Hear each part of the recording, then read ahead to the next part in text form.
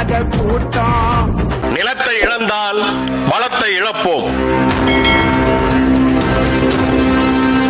கங்கையும் இமயமும் கொண்டு தென் திசை ஆண்ட தென்னவர் தேசம் இந்திய ஒன்றிய அரசு மற்றும் திராவிட அரசுகளின் துணையோடு வட மாநிலத்தவர்களால் நேரடியாக ஆக்கிரமிக்கப்படுகிறது. பல்லாயிரம் ஆண்டுகளாக தமிழர்களின் தாயகமாக திகழும் தமிழ்நாட்டின் முகமும் முகவரியும் திட்டமிட்டு மாற்றப்பட்டுக் கொண்டிருக்கிறது. வடவேங்கிடம் தென்குமரி ஆயிடை தமிழ் கூறும் நல்லுலகு வடக்கர்கள் சூழ்ந்த உலகாக மாறும் நிலைக்கு தள்ளப்பட்டுள்ளது. முன்னெப்போதும் இல்லாத அளவுக்கு தமிழ்நாட்டில் வட மாநிலத்தவர் குவிந்து வருவதால் தமிழ்நாட்டின் அரசியல் பொருளாதார சூழ்நிலை தலைகீழாக மாறக்கூடிய பேராபத்து காத்திருக்கிறது என்கின்றனர் சமூக அரசியல் ஆய்வாளர்கள். 1947 இந்தியா விடுதலை அடைந்த பிறகு மொழி அடிப்படையில் மாநிலங்கள் அமைக்க பல போராட்டங்கள் நடந்தன. அதனைத் தொடர்ந்து 1953 ஆண்டு இந்திய ஒன்றிய அரசு இயற்றிய தீர்மானத்தில் மாநிலங்கள் என்பவை அடிப்படையில் அந்தந்த தேசிய இனங்களுக்கு சொந்தமானவை என்ற கருத்து வலியுறுத்தப்பட்டது. The State Reorganization Act 1956 என்கிற மொழி வழி மாநில சீரமைப்பு சட்டம் 1956 வழியாக அவரவர் தாயகங்களில் அந்தந்த மொழி பேசும் மக்களுக்கு கல்வி, வேலைவாய்ப்பு, வாழ்வாதாரம் ஆகியவற்றை உறுதி செய்யும் வகையிலேயே மொழி வழி மாநிலங்கள் உருவாக்கப்பட்டன. ஆனால் தமிழ்நாட்டில் மட்டும் மொழி வழி மாநில சீரமைப்பு சட்டத்தின் நோக்கம் தொடர்ச்சியாக சிதைக்கப்படுகிறது.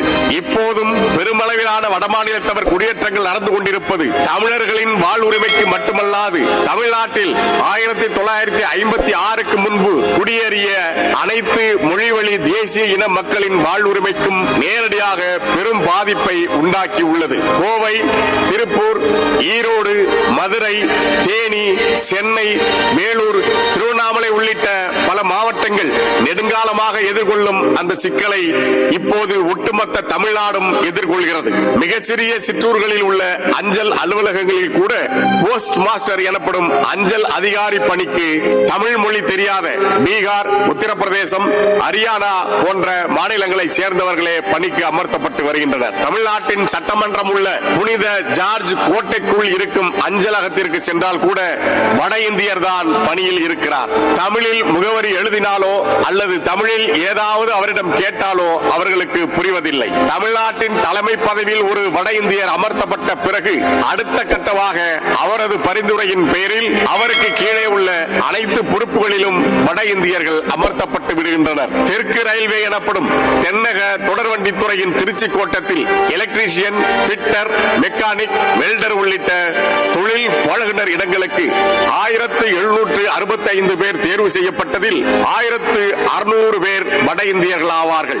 இது மட்டுமன்றி சென்னையில் பெரம்பூர், கோவை என தொடர்வண்டித்துறை பணிகளில் 90 விழுக்காடு பிற மாநிலத்தவரே பணிபுரிந்து வருகின்றனர். பீகார், உத்தரப்பிரதேசம், ஜார்க்கண்ட் உள்ளிட்ட வட மாநிலங்களிலிருந்து விண்ணப்பித்தவர்களுக்கு தேர்வு நடத்தி டிராக்மேன், போர்மேன் போன்ற பணிகளுக்கும் கூட ஆயிரக்கணக்கான வட மாநிலத்தவரை பணிக்கு சேர்த்துள்ளனர். ஆனால் தமிழ்நாட்டில் இப்பணிகளுக்கான பயிற்சி முடித்து 15,000 பேர் பதிவு செய்து பல ஆண்டுகளாக காத்திருக்கின்றனர். அவர்கள் தேர்வு செய்யப்படுவதே இல்லை. இதனால் வேலை கிடைக்காத ஏமாற்றத்தில் 28 பேர் இதுவரை தங்கள் உயிரை மாய்த்துக் கொண்டுள்ளனர். ஓசூரில் இயங்குகின்ற ஒரு தனியார் நிறுவனத்தின் பணி தேவைகளுக்காக சிறப்பு தொடர்வண்டி மூலம் 800 இளம்பெண்கள் ஜார்க்கண்டில் இருந்து அழைத்து வரப்பட்டுள்ளனர். அவ்வாறு தமிழ்நாட்டிற்கு வரும் பிற மாநிலத்தவர்கள் உடனடியாக குடும்ப அட்டை, இருப்பிடச் சான்று பெற்று நிரந்தரமாக குடியேறி விடுகின்றனர். மேலும் வாக்காளர் அட்டையும் அவர்களுக்கு வழங்கப்படுவதால் தமிழ்நாட்டின் அரசியலை தீர்மானிக்கும் ஆற்றலாகவும் வடமாநிலத்தவர் உருவெடுத்து வருகின்றனர். இதனால் தமிழர்களின் வேலைவாய்ப்பு, பொருளாதாரம் யாவும் பறிக்கப்படுவதோடு மட்டுமன்றி எஞ்சியுள்ள அரசியல் அதிகாரத்தையும் வட மாநிலத்தவரிடம் முற்றாக இழந்து தமிழர்கள் தங்கள் சொந்த நிலத்திலேயே உடைமைகள், உரிமைகளற்ற அகதிகளாக, அடிமைகளாக வாழும் அவல நிலைக்கு தள்ளப்படுவார்களே என்கிற அச்சம் பரவலாக எழுந்துள்ளது. எங்கெங்கு காணினும் பிற மாநிலத்தவர்கள் நிறைந்து நாம் இருப்பது தமிழ்நாடு தானா இல்லை பிற மாநிலமா என்கிற ஐயம் எழும் அளவிற்கு தமிழ்நாடு பிற மாநிலத்தவரின் வருகையால் திணறி வருகிறது. குற்றம் புரிவதற்காக தமிழ்நாட்டில் கால் வைக்கும் பல வெளி மாநிலத்தவரின் செயல்களால் காவல்துறையினரும் செய்வதறியாது திகைத்து நிற்கின்றனர். வங்கியில் நூதன கொள்ளையில் பிற மாநிலத்தவரின் கைவரிசை இல்லாத செய்தியை பார்ப்பது அரிதாகி வருகிறது. ஜார்க்கண்ட், ஒடிசா, பீகார், உத்தரப்பிரதேசம் உள்ளிட்ட வெளி மாநிலங்களிலிருந்து தொழிலாளர்கள் தமிழ்நாட்டுக்கு அதிகமான அளவில் வருகின்றனர். தொடக்கத்தில் கட்டுமான தொழில், ஆடை உற்பத்தி தொழில் போன்றவற்றில் வேலைகளில் ஈடுபட்ட இவர்கள் தற்போது உணவகங்கள், செக்யூரிட்டி, லிப்ட் ஆபரேட்டர் என அனைத்து வித பணிகளிலும் ஈடுபடுகின்றனர். இந்திய அரசின் பத்திரிகை தகவல் அமைப்பான பிரஸ் இன்ஃபர்மேஷன் பியூரோ 2022 ஏப்ரலில் வெளியிட்ட தகவலின்படி தமிழ்நாட்டில் 34,87,000 புலம்பெயர்ந்த தொழிலாளர்கள் உள்ளனர். இவர்களில் பெண்கள் 7,13,000, ஆண்கள் 27,74,000 என்று 2022 அந்த தகவல் வெளியிடப்பட்டது. அதனைத் தொடர்ந்த தொடர்ச்சியான வருகையால் இப்போது ஏறக்குறைய 1.5 கோடி வடமாநிலத்தவர் தமிழ்நாட்டில் இறங்கியிருப்பதாக கருதப்படுகிறது. நாள்தோறும் பல்லாயிரக்கணக்கானவர்கள் படையெடுத்து வருகின்றனர். கோவை, சென்னை, மதுரை உள்ளிட்ட மாநகராட்சி பகுதிகளில் வணிக பகுதிகள் முழுமையாக வட மாநிலத்தவர்களின் வியாபார மையங்களாக உருவாகிவிட்டன. கட்டட வேலைகள், உணவகங்கள், சாலை பணிகள், நகைப்பட்டறை, ஆடை உற்பத்தி நிறுவனங்களில் பணிபுரியும் உழைப்பாளிகளாக கால் ஊன்றியவர்களோடு நினைத்து பார்க்க முடியாத அளவுக்கு கொலையும் கொள்ளையும் செய்யும் கும்பலும் திருட்டு கும்பல்களை சேர்ந்த வட மாநிலத்தவர்கள் எளிதாக கொள்ளையடித்துவிட்டு ஒரு சில நாள்களிலேயே வெளி மாநிலங்களிலும் வெளிநாட்டிலும் தங்கிவிடுவதை வாடிக்கையாக கொண்டுள்ளனர். கள்ள நோட்டு புழக்கம், போதை கும்பலுடன் தொடர்பு, கொள்ளைகளில் நவீன தொழில்நுட்பம் என வட மாநிலத்தவரின் குற்ற செயல்கள் தமிழ்நாட்டு மக்களுக்கு பெரிய அளவில் அச்சுறுத்தலாக உள்ளது. அண்மையில் விலை உயர்ந்த ஒரு கைபேசிக்காக வட மாநிலத்து இளைஞர் ஒருவர் பெண் மருத்துவர் ஒருவரை கொன்ற கொடுமை நிகழ்ந்தது.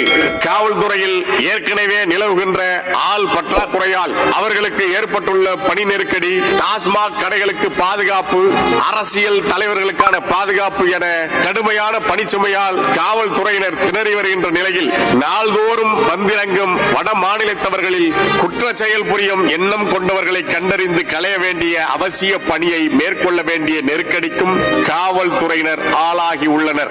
சரக்கு உந்துகளில் வந்து திருடி செல்லும் கும்பலும் அதிகமாகி வருவதால் மாநில எல்லையில் நவீன சோதனை கருவிகள் மூலம் சோதனை செய்ய வேண்டிய தேவையும் ஏற்பட்டு இருக்கிறது.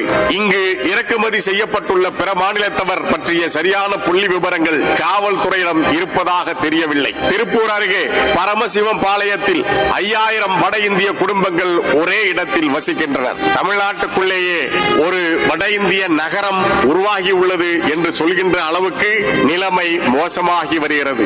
வட இந்தியர்கள் எத்தனை கோடி பேர் தமிழ்நாட்டில் குவிந்துள்ளனர் என்ற தரவுகள் தமிழ்நாட்டு அரசிடம் இருக்கிறதா என்று தெரியவில்லை. தமிழ்நாட்டின் எதிர்காலம் பாதுகாக்கப்பட வேண்டுமெனில் வட மாநிலத்தவரின் வருகைக்கு கடிவாளமும் கட்டுப்பாடுகளும் அவசியம் போட வேண்டும் என்கின்றனர் சமூக பொருளியல் ஆய்வாளர்கள். இந்தியாவின் பிற மாநிலங்களில் மற்ற வெளி மாநிலங்களை சேர்ந்தவர்களுக்கு கட்டுப்பாடுகள் விதிக்கப்பட்டு வருகின்ற நிலையில் தமிழ்நாட்டை நோக்கி திட்டமிட்டு திணிக்கப்படுகின்ற அயலாரின் படையெடுப்புக்கு துணை போகும் திராவிட ஆட்சியாளர்கள் வந்து இறங்குகின்ற வட மாநிலத்தவர்களுக்கு உடனடியாக குடும்ப அட்டையும் வாக்காளர் அட்டையும் என எல்லாமும் செய்து கொடுத்து அவர்களை தமிழ்நாட்டிலேயே நிரந்தரமாக தங்க வைக்கும் ஏற்பாடுகளை செய்து மண்ணின் மக்களான தமிழர்களுக்கும் தமிழ்நாட்டில் வாழ்கின்ற பிற மொழிவழி தேசிய இன மக்களுக்கும் பெரும் துரோகம் இழைக்கிறார்கள். அரசின் அலட்சியத்தை போலவே தமிழர்களும் இந்த அயல் மக்கள் தொகை திணிப்பு வரும் காலத்தில் ஏற்படுத்த போகின்ற பேராபத்தை உணராமல் இருக்கிறார்கள். இந்த நிலை சொந்த நிலத்திலேயே தமிழர்களை அடிமைகளாக்கும் என்கின்ற புரிதல் இன்னும் தமிழர்களுக்கு வரவில்லை. நம் கண்முன்னே இதற்கு பல்வேறு எடுத்துக்காட்டுகள் இருக்கின்றன. தமிழ் ஈழத்தில் திட்டமிட்டு நிகழ்த்தப்பட்ட சிங்கள குடியேற்றங்கள் தமிழர் தாயகத்தை நாம் இழப்பதற்கு மிக முக்கிய காரணிகளாக அமைந்தன. அமைந்தன. இன்றும் அங்கு தமிழர்கள் சிங்களர்களுக்கு சமமான குடிமக்களாக வாழ முடியாத நிலையே நீடிக்கிறது. பாலஸ்தீனத்தில் சிறிது சிறிதாக நடந்த யூத குடியேற்றங்கள் பாலஸ்தீனியர்களின் தாயகத்தை முழுமையாக விழுங்கி அவர்களுக்கு பேரழிவுகளை கொடுத்து இன்று சொந்த மண்ணிலேயே பெரும்பான்மை மக்கள் சாகடிக்கப்பட்டு எஞ்சியுள்ளோர் அகதிகளாக திரிகின்ற நிலை ஏற்பட்டுள்ளது. அஸ்ஸாமில் பெரும் எண்ணிக்கையில் குடியேறிய வங்காளிகள் மண்ணின் மக்களான போரோக்களிடமிருந்தும் அஸ்ஸாமியர்களிடமிருந்தும் நிலங்களை கைப்பற்றியதன் விளைவாக அஸ்ஸாமியர்களின் பண்பாடு, நாகரிகம், வாழ்க்கை முறை ஆகிய அனைத்திலும் பெரிய சீர்குலைவு ஏற்பட்டது. அஸ்ஸாமை பெருவாரியாக ஆக்கிரமித்த வெளிமாநிலத்தவரின் நடவடிக்கைகளால் பாதிக்கப்பட்ட அஸ்ஸாமியர்கள் போராடத் தொடங்கினார்கள். இன்றைக்கு நேபாளத்தில் நடப்பது போல பெரும் கொந்தளிப்பு ஏற்பட்டு மிகப்பெரிய மாணவர் போராட்டங்கள் வெடித்தன. அதன் தாக்கத்தால் 1985 ஆண்டு அன்றைய பிரதமர் ராஜீவ்காந்தி நேரடியாக தலையிட்டு வெளிமாநிலத்தவரை வெளியேற்றுவதற்கான முடிவை எடுக்க வேண்டிய நிலைக்கு தள்ளப்பட்டார்.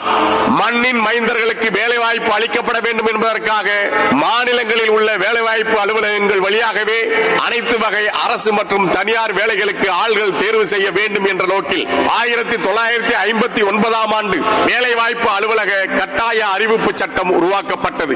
ஆனால் தமிழ்நாட்டில் தொழிற்சாலைகள் நிரம்பியுள்ள பல மாவட்டங்களில் தான் வெளி மாநிலத்தவர்கள் அதிகமாக குடியேறியுள்ளனர். 2011 ஆண்டு எடுக்கப்பட்ட மக்கள் தொகை கணக்கெடுப்பின்படி தமிழ்நாட்டில் இயல்பான பிறப்பு விகிதத்தால் உயர்ந்துள்ள மக்கள் தொகை 54.6 விழுக்காடாகவும் வெளிமாநிலத்தவர் வருகையால் அதிகரித்த மக்கள் தொகை 45.4 விழுக்காடாகவும் இருந்தது. இந்திய அளவில் ஒரு சதுர கிலோமீட்டர் பரப்பளவுக்குள் சராசரியாக 382 பேர் வசிக்கிறார்கள். ஆனால் தமிழ்நாட்டில் ஒரு சதுர கிலோமீட்டருக்கு 555 பேர் என்கிற அளவில் மிக நெரிசலாக வாழிடம் அமைந்துள்ளது. இந்த எண்ணிக்கையை ஒப்பிடும்போது தமிழ்நாட்டை ஆக்கிரமிக்கும் அந்த வடநாட்டவர்களின் சொந்த மாநிலங்களின் மக்கள் தொகை அடர்த்தி மிகவும் குறைவு. இதே இந்தியாவில் அருணாச்சல பிரதேசம், நாகாலாந்து, மிசோரம், மணிப்பூர், சிக்கிம், மேகாலயா உள்ளிட்ட மாநிலங்களில் வெளிமாநிலத்தவர் சொத்துகள் வாங்கவும் நிரந்தர குடிமக்களாக தங்கவும் தடை விதிக்கப்பட்டிருக்கிறது. தனியார் தொழில் நிறுவனங்களில் வெளிமாநிலத்தவரை வேலைக்கு வைத்துக் கொள்ள அரசிடம் சிறப்பு அனுமதி பெற வேண்டும். அருணாச்சல பிரதேசம், நாகாலாந்து, மிசோரம், மணிப்பூர், சிக்கிம் உள்ளிட்ட மாநிலங்களில் இன்னர் லைன் பர்மிட் எனப்படும் உள் அனுமதி நுழைவுச்சீட்டு இல்லாமல் வெளிமாநிலத்தவர் பயணம் கூட செய்ய முடியாது. வெளிமாநிலத்தவர் தொடர்பாக அம்மாநிலங்களுக்கு தனி சட்டம் ஏற்றுக்கொள்ள அனுமதி வழங்கப்பட்டுள்ளது. அஸ்ஸாமில் கல்வி வேலைவாய்ப்புகளில் அம்மாநிலத்தவருக்கு மட்டுமே முன்னுரிமை வழங்கப்படுகிறது. அஸ்ஸாம் வேலைவாய்ப்பு அலுவலகத்தில் பதிவு செய்துள்ள அம்மாநிலத்தவருக்கு மட்டுமே அரசு வேலைவாய்ப்புகள் அளிக்கப்படுகின்றன. ஆந்திர கல்வி நிறுவனங்களில் 85 விழுக்காடு இடங்கள் அந்த மாநிலத்தைச் சேர்ந்த மாணவர்களுக்கு மட்டும்தான் என்ற சட்டம் செயல்பாட்டில் உள்ளது. இந்திய அரசமைப்பு சட்டம் 371D, 371E பிரிவுகளின்படி ஆந்திராவில் உள்ள தெலுங்கானா பகுதிகளுக்கு சிறப்பு அதிகாரம் அளிக்கப்பட்டு கல்வி வேலைவாய்ப்புகளில் 60 முதல் 80 விழுக்காடு வரை அம்மாநிலத்தவருக்கே முன்னுரிமை அளிக்கப்படுகிறது. அதற்கென தனித்தனி அரசாணைகள் வெளியிடப்பட்டுள்ளன. ஒருமுறை அந்த அரசாணைகளுக்கு நேர்மாறாக அரசு பணியிடங்களில் தெலுங்கானாவில் ஆந்திர பிரதேசங்களை சேர்ந்த 59,000 பேர் பணியமர்த்தப்பட்ட நிலையில் தெலுங்கானா பகுதிகளில் இருந்து அவர்களை வெளியேற்ற ஒப்புக்கொண்டு ஆந்திர அரசு தனி அரசாணையை பிறப்பித்தது. கர்நாடகாவில் வெளிமாநிலத்தவர் விளைநிலங்களை வாங்குவதற்கு தடை உள்ளது. 1983 கர்நாடக அரசு நியமித்த சரோஜினி மகிஷி அறிக்கையின்படி அம்மாநிலத்தில் உள்ள இந்திய ஒன்றிய அரசு, கர்நாடக அரசு மற்றும் தனியார் நிறுவனங்கள் ஆகியவற்றில் உள்ள வேலை வாய்ப்புகளில் கன்னடர்களுக்கே முன்னுரிமை அளிக்க சட்டம் இயற்றப்பட்டுள்ளது. அச்சட்டம் கடுமையாக பின்பற்றப்படுவதோடு அதை கண்காணிக்க கன்னட வளர்ச்சி ஆணையம் என்றதொரு தனி ஆணையமும் ஏற்படுத்தப்பட்டுள்ளது. மராட்டியத்தில் 1968 முதல் அம்மாநிலத்தில் உள்ள தனியார் தொழில் நிறுவனங்களில் 80 விழுக்காடு வரை மண்ணின் மக்களுக்கே வேலை அளிக்க வேண்டும் என மராட்டிய தொழில்துறை தீர்மானம் கொண்டு வந்தது. அதை வலியுறுத்தி 1970, 1973, 2005, 2007 என தொடர் சுற்றறிக்கைகள் மாநில அரசால் அனுப்பப்பட்டன. இச்சட்டத்தை தனியார் நிறுவனங்கள் சரிவர கடைபிடிக்கிறார்களா என்று கவனிக்க புதிதாக ஒரு கண்காணிப்பு அமைப்பு உருவாக்கப்பட்டுள்ளதாக 2017 டிசம்பரில் மராட்டிய அரசு அறிவித்தது. அரசு பணிகளுக்கு கட்டாயமாக மராத்தி மொழி எழுத படிக்க தெரிந்திருக்க வேண்டும். அதேபோல மராட்டிய மாநில ஊர்திகள் சட்டப்படி மராட்டிய மொழி தெரியாத ஒருவர் அங்கு வாடகை மகிழ்ந்து ஓட்ட முடியாது என்பது குறிப்பிடத்தக்கது. 1995 மார்ச் 31ஆம் நாள் குஜராத்தில் நிறைவேற்றப்பட்ட குஜராத் தொழிலாளர் துறை தீர்மானத்தின்படி மண்ணின் மக்களுக்கு 85 விழுக்காடு வேலைவாய்ப்புகளை இந்திய அரசு மற்றும் தனியார் தொழில் நிறுவனங்கள் வழங்க வேண்டும் என குஜராத் அரசு ஆணையிட்டுள்ளது. சர்வதேசியம் பேசுகின்ற பொது உடைமைவாதிகளால் நீண்ட காலம் ஆட்சி செய்யப்பட்ட மேற்கு வங்கத்தில் the West Bengal regulation of recruitment in state government establishments and establishments of public undertakings, statutory bodies, government companies and local authorities act 1999 எனப்படும் மண்ணின் மக்களுக்கே அரசு வேலைகள் வழங்க வேண்டும் என்கிற சட்டம் 1999ஆம் ஆண்டிலேயே இயற்றப்பட்டது. இதை போலவே மத்திய பிரதேசம், ராஜஸ்தான், உத்தரகாண்ட், இமாச்சல பிரதேசம், உத்தரப்பிரதேசம், கோவா, ஹரியானா, ஒடிசா, கேரளா, சத்தீஸ்கர், ஜார்க்கண்ட், பஞ்சாப், பீகார் உள்ளிட்ட எல்லா மாநிலங்களும் அம்மாநில மக்களின் உரிமைகளுக்காகவும் நலனுக்காகவுமே செயல்படுகின்றன. ஆனால் தமிழ்நாட்டில் மட்டும் தமிழருடைய கையில் ஆட்சி அதிகாரம் இல்லாத காரணத்தால் எல்லாருக்கும் திறந்துவிடப்பட்ட திறந்தவெளி திடலாக தமிழ்நாடு இருக்கின்றது. தமிழர்களின் வரலாற்று தாயகத்தில் வாழும் மக்களின் உரிமையை கேட்பதற்கு துணிவும் தெளிவும் மிக்க தமிழர் தலைமை ஆட்சியில் இல்லாத காரணத்தால் இந்திய ஒன்றிய அரசு திட்டமிட்டு வெளிமாநிலத்தவரை தமிழ்நாட்டில் குவிக்கிறது. அதற்கு இங்குள்ள திராவிட மாடல் அரசு துணை போகிறது. அவர்களின் வாக்குகளுக்காக நாக்கை தொங்க போட்டு காத்திருக்கும் பிற கட்சிகளும் தமிழ்நாட்டின் உரிமைகள் பறிபோவதை பற்றி கவலைப்படாமல் தங்களுக்கு வீசப்படும் 2 சீட்டுகளுக்காக வாயை மூடிக்கொண்டு உள்ளன. போதை மருந்து கடத்தல், வழிப்பறி, கள்ள நோட்டு, பாலியல் கொடூரங்கள் உள்ளிட்ட பல்வேறு சட்டவிரோத செயல்களில் வடமாநிலத்தவர் ஈடுபடுவதும், தமிழர்களுக்கு வேலை தரக்கூடாது என்று தமிழ்நாட்டிலேயே அவர்கள் போராட்டம் நடத்துவதும், காவல்துறையை சேர்ந்தவர்கள் உள்பட பலரையும் அவர்கள் கண்மூடித்தனமாக தாக்குவதும், ஒட்டன் சத்திரம், சரவணன் உள்பட பல்வேறு இளைஞர்கள் வடமாநிலத்தவரால் கொல்லப்பட்டதும் முன்பை விட தமிழ்நாட்டில் குற்றப்பதிவுகள் அதிகமாகி உள்ளதற்கு சான்றாக திகழ்கின்றன. ஆபத்து மிகுந்த இந்த போக்கால் தமிழர்கள் உட்பட தமிழ்நாட்டில் வாழும் அனைவரும் சொந்த மாநிலத்திலேயே அனைத்து உரிமைகளையும் இழக்க வேண்டிய அவலநிலை உருவாகி வருவதை உணர முடிகிறது. அந்த கொடிய நிலை தொடர அனுமதிக்காமல் நாம் உடனடியாக விழிப்புணர்வு பெற்று நம்முடைய உரிமைகளையும் நமது தாய் நிலத்தையும் பாதுகாக்க வேண்டும். தமிழ்நாட்டில் அரசு பணிகளில் 100 விழுக்காடும், இந்திய அரசு மற்றும் தனியார் நிறுவனங்களில் 90 விழுக்காடும் தமிழர்களுக்கு பணி வழங்குவதை தமிழ்நாடு அரசு உறுதி செய்ய வேண்டும். தமிழ்நாட்டுக்கு வருகின்ற வெளிமாநிலத்தவர் இங்கேயே நிரந்தரமாக தங்கிவிடும் நிலையில் அவர்களுக்கு குடும்ப அட்டை, வாக்காளர் அட்டை வழங்கும் பணிகளை உடனடியாக நிறுத்த வேண்டும். வெளிமாநிலத்தவர் தமிழ்நாட்டில் இருப்பிட சான்று பெற அனுமதிக்க கூடாது.